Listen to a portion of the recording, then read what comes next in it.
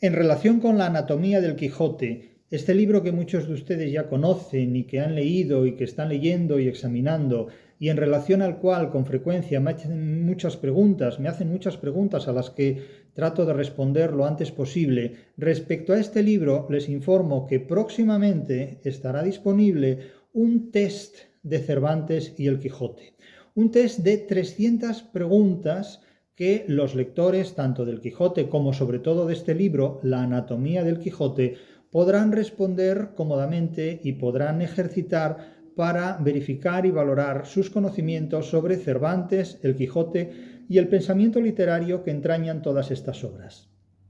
Ese test de Cervantes y el Quijote también se podrá utilizar en institutos de enseñanza media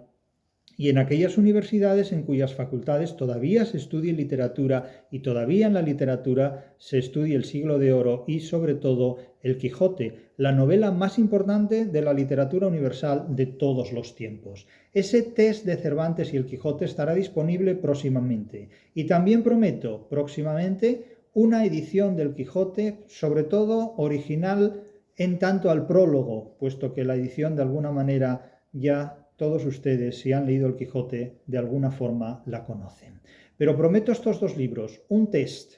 de Cervantes y el Quijote y una edición del Quijote con un prólogo original y diferente a todo lo que habitualmente ustedes están acostumbrados a leer.